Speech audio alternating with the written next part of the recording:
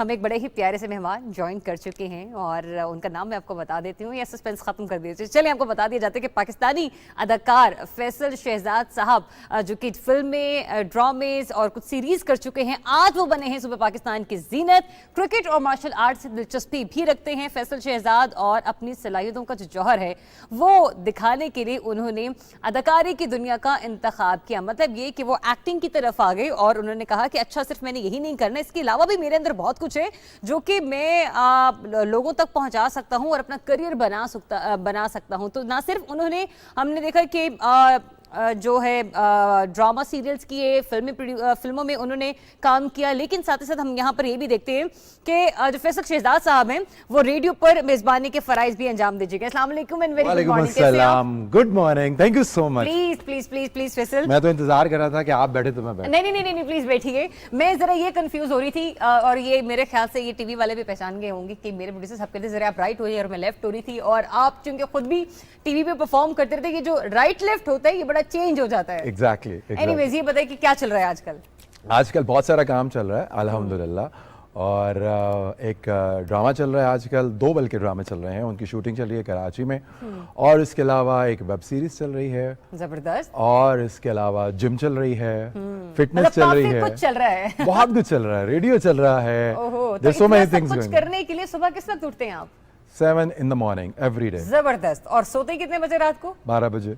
मतलब ये नहीं कि ये 7 बजे से 12 बजे तक ये बहुत सारे काम चल रहे होते हैं। एग्जैक्टली। देखिए, मैं ये समझता हूँ कि अगर आपको जिंदगी में कुछ करना है ना, तो अपनी नींद को खुदाफिज करना, कॉम्प्रोमाइज करना पड़ेगा। नींद को आपको खुदाफिज करना है। अगर आपको कहीं पहुंचना है, कहीं जाना है, आपके गोल्स हैं, you have to achieve something, तो नींद और खाना, दो चीजें, नींद और खाना कंप्रोमाइज करना होता है। हाँ, और फिर वो नहीं, आपकी फिटनेस देख के वो लग भी रहा है, वो कहते हैं ना लोग वजन भी कम करना है लेकिन खाना भी है, हाँ। तो ये बड़ा मुश्किल हो जाता है। और फिर ऐसे में जिम को कंटिन्यू करने का भी ऐसा हुआ कि बहुत ज्यादा थक गई और कहा कि हाँ जिम नहीं जा रहा, बहुत थकावट हो गई है? बहुत होता है ये तो, मतलब हफ्ते में 2 दफा तो जरूर होता है ये। अच्छा। मतलब इट्स बीन 3 years मैं रेगुलरली जिम जाता हूँ, और 7 in the morning I am in the gym every day. अच्छा, मतलब early in the morning early in the morning. और दूसरी बात यह है कि ये बहुत होता है कि जब आपका दिल चाह रहा होता है कि यार आज नहीं उठूं, आज दिल नहीं चाह रहा, मैं कहता हूं कि वही असल फाइट वही है। That is the real fight जो आपको विन करनी है। हाँ, आपको अपने आप में बदलना है, अपने आप को जिम में लेके जाना है। अगर आप अपने आप को उस वक्त जिम में ले गए ना, दैट इज योर सक्सेस, और वहीं पे आपके रिजल्ट्स आते हैं। जबरदस्त। तो उस मोमेंट को आपने सीज करना होता है कि जब आप कह रहे हो यार नहीं, आज नहीं, आज प्लीज, कल रात को मैं बहुत लेट आया हूँ घर, शूट पे था, मैं कैसे करूंगा? मैंने कल डाइट भी फॉलो नहीं की और बहुत थकावट हो गई, मैं शादी पे भी गया था, एक फंक्शन भी था, लेकिन आज डंडी मार लेता हूँ। लेकिन वो डंडी जो है ना, वो आपको 2 महीने पीछे ले जाती है। डंडे पड़ते हैं आपको एग्जैक्टली, वो 2 महीने पीछे चले जाते हैं आप। जबरदस्त। So you have to be इससे कंसिस्टेंट। पहले कि फैसल में आपकी, क्योंकि आपकी शख्सियत के बहुत सारे पहलू हैं, मार्शल आर्ट्स, ये वो और पता नहीं क्या क्या, मतलब उस पे हम 1 by 1 आते हैं। एक चीज जो मैं चाह रही हूँ कि मैं यहाँ पर हाईलाइट करूँ, वेब सीरीज। हाँ। अब सिर्फ इंडिया नहीं, क्योंकि इंडिया में तो वेब सीरीज का काम बहुत ही ज्यादा हमने होते हुए देखा है, अब पाकिस्तान में भी ये जो कल्चर है, या यूं कह लें कि एंटरटेनमेंट का जो ये वाला पार्ट है वो बड़ा हाईलाइट हो रहा है। ड्रामाज और फिल्म से हटकर आप वेब सीरीज का फ्यूचर, करियर और एक आर्टिस्ट का यहाँ पे क्या देख रहे हैं? ये इस सवाल का जवाब देने से पहले मैं अपनी ऐनक उतारना चाहूंगा, क्योंकि बहुत सारे लोग कह रहे होंगे यार ऐनक तो उतार दो। हाँ। मैं अगला सवाल यही पूछने वाली थी कि आपकी आंखों में धूप लग रही है?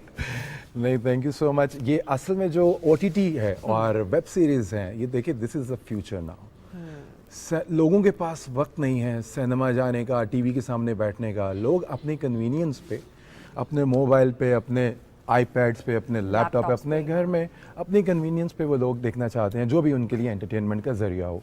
तो फ्यूचर इज देयर। अब हमने देखा था कि नेटफ्लिक्स ने कितना बूम किया है पिछले कोई 5 सालों के अंदर। नेटफ्लिक्स मतलब इट्स बूमिंग एवरीवेयर, पूरी वर्ल्ड में उसका नाम है।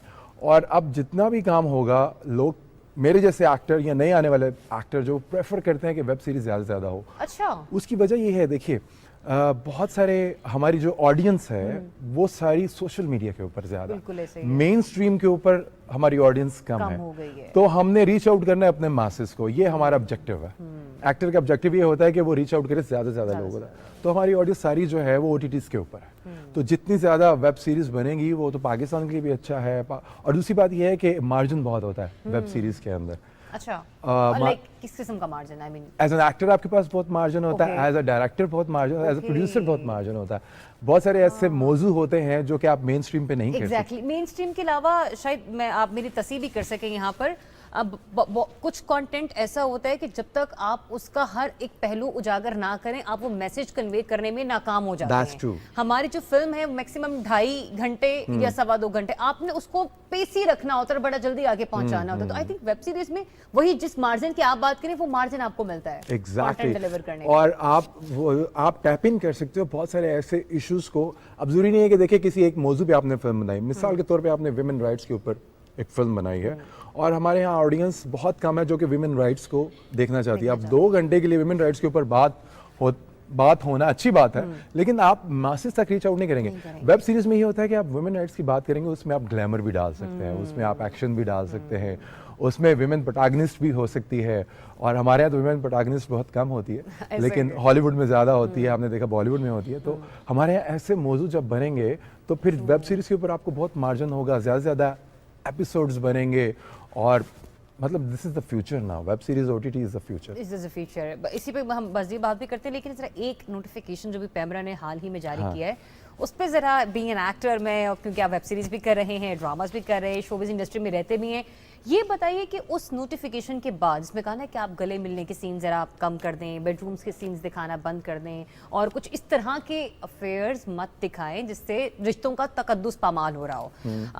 जो आपकी कम्युनिटी के लोग हैं, लाइक हमारे भी हैं, बट जरा जर्नलिज्म और मीडिया शोबिज इंडस्ट्री थोड़ी मुख्तलिफ होती है, लोगों ने इस मैसेज को, इस नोटिफिकेशन को किस तरह से परसीव किया है और आपका इस पर क्या मैसेज है? मतलब आपकी राय क्या है इस पर? मैं पर्सनली, लोगों ने इसको परसीव किया है, लोगों के मिक्स व्यूज से नहीं, मतलब फिर भी ज्यादातर क्या जवाब आया आर्टिस्ट की तरफ से? अच्छी बात है, बहुत सारे लोगों ने कहा अच्छी बात है, बहुत सारे लोगों ने कहा ये क्या बात हुई, मतलब हम रियलिटी के करीब कैसे जाएंगे फिर। हम देखिए, फिल्म और ड्रामा का मकसद क्या होता है कि आप रियलिटी शोकेस करें। तो अगर इन सीन्स को निकाल देंगे या कुछ ऐसी चीज़ कर देंगे जिससे हम अपने मैसेज को कन्वे नहीं कर सकते, तो फिर हम बाउंड हो जाएंगे, हमें आज़ादी नहीं है काम करने की। कुछ लोगों का ये ख्याल है। What I think personally is के एक आर्टिस्ट जो होता है ना, उसको आप बाउंड नहीं कर सकते। वो पानी की तरह होता है, बह जाने दो, उसको बह जाने दो, तभी वो अपना ट्रू पोटेंशियल दिखा सकता है। This is work, this is an art.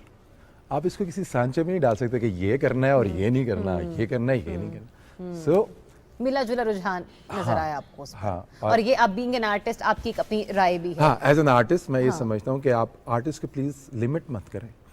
वो अपना ट्रू पोटेंशियल दिखा ही नहीं सकता अगर आप उसको लिमिट कर देंगे। ओके ओके, अच्छा, उसमें फिर अब एक और राय जो मतलब एज ए व्यूअर मैं अगर आपसे बात करूँ ना, मतलब उन लोगों के पर्सपेक्टिव में कि क्या ये दिखाए बगैर हम अपना कंटेंट जनरेट करने में नाकाम होंगे? नहीं, बिल्कुल भी नहीं।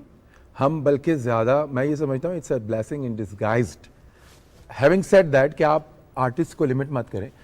अब लिमिट जब कर दी है तो हमारी क्रिएटिविटी बढ़नी चाहिए, इससे हम किसी और तरीके से अपना मैसेज कन्वे करें। और ज़रूरी नहीं है कि हम इस तरह की चीज़ को हाईलाइट करें, हम बहुत सारे ऐसे तरीके सोच सकते हैं। मतलब ये तो आपको, राइटर को आपने उसकी बत्तियां दिमाग जलाने के लिए एक काम कर दिया और राइटर अब सोचेगा कि यार अच्छा, मैंने ये जो मैसेज है, लड़की का हाथ नहीं पकड़ सकते तो कैसे आप कन्वे करेंगे कि उसकी केमिस्ट्री क्या है अपनी हीरोइन के साथ, एक हीरो की। आप कैसे कन्वे करेंगे स्क्रीन के ऊपर कि ये दोनों मियाँ बीवी हैं या ये दोनों बॉयफ्रेंड गर्लफ्रेंड हैं या इन दोनों का कोई रिश्ता नहीं है। लेकिन फैसल, हमारे यहाँ पहले माजी में इस तरह के ड्रामास बनाए जाते थे जो कि इंटरनेशनली अकेडमीज में दिखाए जाते थे कि मैसेज कन्वे करें और पूरा कंटेंट टू द पॉइंट वहां पर डिलीवर हुआ करता था। या तो उस दौर के हमारे जो हिदायतकार थे या राइटर्स थे वो बहुत क्या कहते हैं, कमाल के लोग थे, बानो कुदसिया, इशफाक अहमद साहब, उनके लिखे गए ड्रामास, उनके लिखे गए डायलॉग्स, मतलब एक वक्त था, ठीक है। या फिर आज का जो हमारा राइटर है या हमारा डायरेक्टर है, उसकी जो सेंस ऑफ ह्यूमर है वो बहुत ही महदूद है कि वो ये सब कुछ दिखाए बगैर आगे कुछ जनरेट ही नहीं कर पाएगा। देखिए, जब आप जिस दौर की बात करिए ना, उस दौर में और आज के दौर में जमीन आसमान का फर्क है। उस दौर का ड्रामा और आज का ड्रामा फर्क है, उस दौर की फिल्म आज की फिल्म फर्क है। हम ना चाहते हुए भी हम हॉलीवुड से और बॉलीवुड से समहाउ इन्फ्लुएंस तो होते हैं ना, ठीक है। और हमारी ऑडियंस जो है, अगर हम वो काम नहीं करेंगे जो हमारी ऑडियंस नहीं देखना चाह रही, तो हम कैसे सरवाइव करेंगे as a industry? As a industry तो लेकिन ये ऑडियंस ही थी ना फैसल, जिसने पोर्टल पर जाके सब कुछ लिखा और कहा यकीन करें, मैंने आज सेगमेंट किया बाकायदा। बहुत सारे रेस्टोरेंट्स में जब किसी से बात करने को मिलती है, लोग पहचान लेते हैं, नहीं भी पहचानते तो कहते हैं कि कहीं देखा है, तो फिर बात से बात खुल जाती है। तो वो कहते हैं कि मतलब बाकायदा लोग बोलते हैं कि आप ये आवाज उठाएं कि इस किस्म का कंटेंट नहीं, इस किस्म के सीन्स मत दिखाएं। मतलब और वाकई ये एक देखिए एक किस्म की जंग आगे, जिस पर कैमरा हो या हमारे आर्टिस्ट हो, उन दोनों को कोई बीच का रास्ता तो निकालना होगा। वरना तो ये वो वाली जंग है कि नहीं कितने डायलॉग ही तमाम हुआ, कोई बात नहीं हो सकती। एक टाइम था जब हम आंगन टेढ़ा देखा करते थे, वो आपको खुद ही पता होगा उसकी कॉमेडी कैसी थी, ठीक है। लेकिन आजकल जो हमारे कॉमेडी हमारे सिटकॉम्स हैं, उनमें ऐसे ऐसे जुगतें होती हैं कि आप शर्मिंदा हो जाते हैं। बिल्कुल होते हैं, ज़ूम आनी अल्फाज इसको कहते हैं, डबल मीनिंग बातें होती हैं। बिल्कुल होता है। और मेरा ख्याल है कि इसके ऊपर चेक एंड बैलेंस ज्यादा होना। हाँ, इसके ऊपर चेक एंड बैलेंस, यही है कि शायद हमें मिलकर कोई बीच की राह हमवार करनी होगी। जो आर्टिस्ट का करियर जो है, उसका फ्यूचर या जिस तरीके से वो काम करना चाह रहा है, उसको भी थोड़ा सा उस पर भी कदगन ना लगे। और ये पैमरा रूल्स जो है हमें, क्योंकि हमने अपना कल्चर प्रमोट करना है, तो हमें उस पर भी at the end of the day हमने अपना कल्चर की अक्कासी करनी है, ऐसा करना है। अच्छा चलिए अब आपकी तरफ आते हैं। ये तो पॉइंट हुआ तमाम। वेब सीरीज आपने जिक्र किया, हाल ही में अगर आपको रिवील करना चाहें किस प्रोजेक्ट पर आप काम कर रहे हैं और आपका वो क्या है? बिल्कुल मैं करना चाहूँगा, I would love to say that. अभी मैं रिसेंटली एक प्रोजेक्ट कर रहा हूँ जो कि दिसंबर में देखने को मिलेगा, जिसका नाम है कोयल। कोयल, हाँ, उसकी कास्ट बहुत अच्छी है। उसमें मेरे साथ मंशा पाशा हैं। अच्छा। उसमें पीटीवी का एक बहुत बड़ा नाम जो कि होस्ट भी हैं और एक्टर भी हैं, नूरुल हसन साहब हैं। अच्छा, जबरदस्त। जो कि मेरे फादर का कैरेक्टर कर रहे हैं। और इससे एक और बड़ा नाम, बड़ा अच्छा, हमारी बहुत पुरानी होस्ट थी डॉक्टर हुमा मीर साहिबा। जी जी यू जी रिमेंबर जी जी। She is playing my mother. Okay. Maham Aamir हैं उसके अंदर, और यासिर हुसैन जो कि एक्टर हैं उसको डायरेक्ट कर रहे हैं। उनका ये डेब्यू डायरेक्टोरियल है और ये इसकी शूटिंग चल रही है, अभी शूट चल रहा है इसका कराची में, और दिसंबर में हमें ये देखने को मिलेगा। तो ये किसी प्राइवेट टीवी के लिए आप करें? अच्छा। और इसकी कहानी पे मैं ज्यादा नहीं जाऊंगी, लेकिन क्या हमें क्या देखने को मिलेगा उसमें, मतलब कॉन्सेप्ट क्या होगा उसका? उसका कॉन्सेप्ट ये है, देखिए हमारे जो ड्रामाज हैं वो ज़्यादातर आपको पता है कि वो मैरिटल अफेयर्स के गिर्द घूम रहे होते हैं, एक्स्ट्रा मैरिटल अफेयर्स के गिर्द, या वो सास बहू के गिर्द घूम रहे होते हैं। This is not something like that. तो मेरा ख्याल है कि अगर आप अपनी ऑडियंस को ये चीज़ दे रहे हैं कि जो कि एक रूटीन से हट के हो, कन्वेंशनल ना हो, तो देन ऑडियंस जो है वो उसको पसंद करती है। हाँ, और ऐसी बहुत सारी मिसालें हमने देखी हैं अभी करंटली भी। और जैसे परिजाद, जी जी जी जी, बड़ा हिट ड्रामा चल रहा है, वो कन्वेंशनल नहीं था, वो डिफरेंट स्टोरी थी। तो हमने भी हमारे जो राइटर और डायरेक्टर हैं उन्होंने भी एक कोशिश की है, तो आई होप कि ऑडियंस को इंशाल्लाह बड़ी बेस्ट विशेस हैं आपके लिए उस प्रोजेक्ट के हवाले से। मुझे ये बताएं फैसल, क्योंकि मैंने खुद भी कराची में रही हूँ, कराची का एक डिफरेंट ऑरा है, एक कल्चर ही वहाँ पे मुख्तलिफ है। आपको लगता है, क्योंकि हम अगर एंटरटेनमेंट इंडस्ट्री के पॉइंट ऑफ व्यू से बात करें ना, तो पहले कराची है, फिर लाहौर है, और इस्लामाबाद तो शहर ही मुख्तलिफ है ना। यहाँ तो ब्यूरोक्रेसी और ये वो, यहाँ पे जरा डिसेंट स्टफ मैं बोलूँगी, पढ़ा लिखा कुछ इस टाइप का। आई मीन कि यहाँ पर जर्नलिज्म और शहर इक़्तिदार के मामलात, हुकूमतें बनती हैं, बिगड़ती हैं, मिजाज भी बिल्कुल मुख्तलिफ है, सही है शहर का मिजाज। हाँ, कराची के बाद क्या कहते हैं, आपको लगता है कि लाहौर में भी काम उसी तेजी से चल रहा है, या हमें इस काम को थोड़ा सा एक्सटेंड फैलाना पड़ेगा ताकि बाकी सूबों के शहरों में भी इस चीज़ की, मतलब रोजगार का मौके भी मिले? ठीक है, कुछ आर्टिस्ट हैं यहीं पर और मतलब वो काम करने के लिए फिर रह जाते हैं। देखिए, actually I am basically from Islamabad, Rawalpindi. ठीक है, I was born and brought up here, then I went to Karachi. Okay. और जहाँ तक बात है इंडस्ट्री की, तो इंडस्ट्री अगर आप ये देखें कि हॉलीवुड में भी देखिए तो वो लॉस एंजलिस के अंदर इंडस्ट्री है, पूरी दुनिया से लोग जाते हैं लॉस एंजलिस और वहाँ पे काम करते हैं, और वहीं इंडस्ट्री फ्लरिश करी है। पाकिस्तान के अंदर भी देखिए, अगर आपने अपने आप को इस इंडस्ट्री का हिस्सा बनाना है, आपको जाना पड़ेगा कराची। ठीक है, ट्रू। और कराची में जो पेस है काम करने की, वो लाहौर में नहीं है, वो इस्लामाबाद में नहीं है।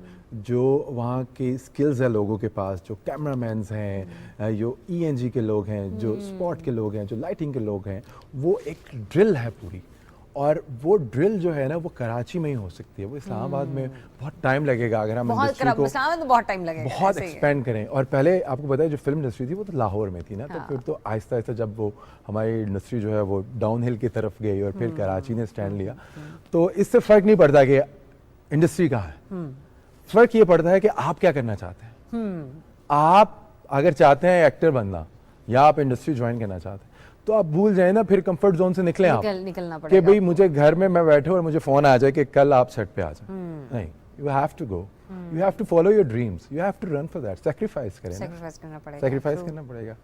अच्छा, दूसरा ये कि ना हम लोग देखते हैं लोग आपके बारे में भी मुझे प्रोड्यूसर साहब ने बताया कि दोस्त हैं आपके बहुत अच्छे, कि एक टाइम था फैसल ने बहुत वेट गेन किया हुआ था और अब माशाल्लाह बड़े फिट नजर आ रहे हैं आप। तो ये जो हम लोग कहते हैं कि अपने आप को ट्रांसफॉर्मेशन की तरफ जाना, ये तो मैं कहती हूँ खुद से मोहब्बत है एक तो आपकी। ओ ये इश्क है, हाँ, मोहब्बत नहीं, अच्छा इश्क मोहब्बत है, से ऊपर, मोहब्बत से ऊपर का लेवल है। इश्क है। तो दूसरा ये कि मतलब हम कुछ करना भी चाहते हैं लेकिन हमें वही वाली आपकी बात है कि कुछ कंफर्ट जोन से बाहर निकल कर करना पड़ेगा। Exactly। तो इस पे क्या मतलब क्या मैसेज, किस तरह से किसी को अगर हमने मोटिवेट करना हो तो करेंगे? देखिए, सबसे पहले तो वही बात है कि अगर आपने अपने आप को मोटिवेट करना है तो आप ये देखें कि आपको ज़िंदगी में क्लैरिटी है या नहीं, आप चाहते क्या हैं अपनी ज़िंदगी से, आप आ गए हैं दुनिया में, अब आपको आगे क्या करना है, आप किस लिए जी रहे हैं, पहले तो वो क्लैरिटी होनी चाहिए। अगर आपको एक्टर बनना है तो क्लैरिटी होनी चाहिए कि यार मुझे एक्टर बनना है। अब उस एक्टर बनने के लिए क्या क्या पापड़ बेलने पड़ते हैं आपको और क्या आपको गो थ्रू करना पड़ता है, वो सारी चीज़ें आपको रिसर्च करनी है। ओके, मेरा वज़न ज़्यादा है, मैं कैमरे पे अच्छा नहीं आता, मुझे अपना वज़न कम करना है, तो आपके पास गोल्स होने चाहिए, आपके पास वीकली गोल्स होने चाहिए, आपके पास मंथली ईयरली गोल्स होने चाहिए। ये इस पे मैं खुद कायल हूँ इस चीज़। जब आपके पास गोल्स होंगे ना तब आप मोटिवेटेड रहेंगे, तब आप अपने आप को ट्रांसफॉर्म कर सकेंगे। मेरा वजन बिल्कुल ज़्यादा था, मैं 100 किलो का था। अच्छा। और ये बात है 2018 की, और मैं 100 किलो का था और मैं एक नौकरी कर रहा था इस्लामाबाद में 9 to 5। और मैं इसी तरह, हमारा जो पीटीवी है इसका एक मॉर्निंग शो है जिसका जो कि राइजिंग पाकिस्तान के नाम, जी पीटीवी होम। तो मुझे फिल्में देखने का बहुत शौक था, बचपन से मैं फिल्में देख रहा था और cinema is my first love. तो मैं क्या हुआ कि मुझे एक अप्रोच किया गया प्रोड्यूसर ने कि वो भी मेरे दोस्त थे, उन्होंने कहा तुम बहुत फिल्में देखते हो तो हम एक सेगमेंट करना चाहते हैं जिसमें हम फिल्मों के बारे में बात करें, हॉलीवुड की फिल्मों के, पाकिस्तानी फिल्में तो इतनी बन रही नहीं, तो आर यू अवेलेबल? मैंने कहा जी श्योर, व्हाई नॉट। तो जब मैंने अपने आप को पहली दफ़ा टीवी पे देखा, नेशनल टीवी पे, तो मैं एम्बैरस हुआ अपने आप से कि मैं अपने ऑडियंस को क्या दे रहा हूँ। बाद में फिल्मी उसकी कर रहा हूँ कि वो क्या है कॉन्सेप्ट और मैं खुद क्या, हाँ, मैं अपनी ऑडियंस को क्या दे रहा हूँ। So that was the moment जब मुझे कन्विक्शन हुई कि मुझे एक्टर बनने की कन्विक्शन तो बहुत पहले से थी। मैंने अपने घर में, असल में मैं एक चीज़ यहाँ पे ऐड करना चाहता हूँ कि एक्टिंग मेरे घर में मैंने देखी। गेस्ट हाउस बन रहा था 1993 में। जी जी जी। तो मेरे घर पे रिहर्सल्स होती थी, अच्छा, because my father is an actor. Okay, माशाल्लाह। He is a junior actor, अभी भी थोड़ा बहुत काम करते हैं, लेकिन उस वक्त गेस्ट हाउस में काम करते, तो मेरे घर में रिहर्सल होती तो वो मैं देखता था। I was like 5 and 6। तो वहां से इंस्पायर हुए आप? वहां से मैं इंस्पायर हुआ। Okay। शाकिर उज़ैर साहब एक बहुत बड़ा नाम है प्रोड्यूसर्स का, डायरेक्टर्स का, जो कि पीटीवी के एमडी भी रहे हैं। तो मेरे फादर उनकी बड़ी तारीफ करते थे और हर वक्त उनका नाम लिया जाता था। और उनके पास मैं एक दफ़ा पीटीवी पे गया भी एज अ किड, वो ड्रामे की शूटिंग देखने, तो वहाँ से मेरे अंदर वो acting I. So I always wanted to become an actor। लेकिन तो 93 की एज में फैसल के अंदर एक एक्टर ने जन्म ले लिया था जिसको पॉलिश करते करते आपको 2018 में आपको किक मिली। एग्जैक्टली। और दूसरी बात ये मैं कहना चाहूँ, देखिए शहजाद शेख हैं जो कि जावेद शेख साहब के बेटे हैं। जावेद शेख साहब एक बहुत बड़ा नाम है। आसिफ रजा मीर साहब एक बहुत बड़ा नाम है, फिर उनके बेटे अहाद आए। तो मैंने सोचा कि मैं भी एक एक्टर का बेटा हूँ, चाहे जूनियर एक्टर, तो मैं जंप करता हूँ इस समंदर में जिसका नाम है हमारी इंडस्ट्री जो कि है। तो देखता हूँ कि ये इंडस्ट्री मुझे कहाँ लेके जाती है। इंशाल्लाह बहुत सारी दुआएं आपके साथ। और इसी से मैं एक अभी हाल ही की मिसाल जोड़ूंगी। हमने देखा माशाल्लाह बाबर आजम को किस तरह से उन्होंने परफॉर्म किया, वो लम्हा जब उनके वालिद साहब उन्हें बाइक पे बिठा के लेके जाया करते थे एकेडमी। और आपने कहा कि आपके वालिद साहब भी बेशक ही जूनियर आर्टिस्ट थे, लेकिन मैं बाबा का नाम रोशन करूंगा कुछ बनकर। तो आप जैसे कहते ना, ये इंस्पिरेशन कहीं ना कहीं किसी न किसी कोने में थी फैसल के जहन में। और फैसल ने वो 1993 और फिर 2018 to 2021 अब देखें कितनी जबरदस्त ट्रांसफॉर्मेशन ट्रांसफॉर्मेशन है फैसल के अंदर। तो फैसल, इसी के साथ ही मैं आज के प्रोग्राम जो है वो आप ही के मैसेज के साथ इख्तिताम पे लेके जाऊंगी। और फैसल शहजाद जैसे हमारे पास यंगस्टर्स मौजूद हैं, एक्टर्स मौजूद हैं, और इनके अलावा भी बहुत सारे ऐसी सेलिब्रिटीज़ हैं जो कि आपके लिए मोटिवेशनल पार्ट जो है वो अपने अपने किरदार के थ्रू लेकर आती हैं। तो आपने जब कुछ करना है ना, नियत करनी है, कोशिश करनी है, तभी सब कुछ पॉसिबल है। इजाज़त दीजिए, अल्लाह हाफिज़।